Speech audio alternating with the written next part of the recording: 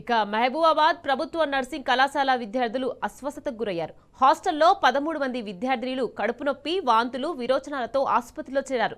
ప్రభుత్వ జనరల్ ఆసుపత్రిలో చికిత్స అందిస్తున్నారు. ప్రపంచ యోగా దినోత్సవం సందర్భంగా గిరిజన భవన్లో ఆయుష్ ఆధ్వర్యంలో నిర్వహించిన కార్యక్రమంలో విద్యార్థినులు పాల్గొన్నారు. అక్కడ ఉదయం మొలకెత్తిన గింజలను తిన్నారు. ఆ తర్వాత కాలేజీ హాస్టల్లో పులిహోర, మధ్యాహ్న భోజనం చేశారు. దీంతో కొందరు విద్యార్థినులకు కడుపు నొప్పి రావడంతో ప్రభుత్వ జనరల్ ఆసుపత్రికి తరలించి చికిత్స అందిస్తున్నారు. నిన్న 8 మంది, ఇవాళ 5గురు ఆసుపత్రిలో చేరారు. ఫుడ్ పాయిజన్ తోనే విద్యార్థినులు అస్వస్థతకు గురయ్యారని వైద్యులు తెలిపారు.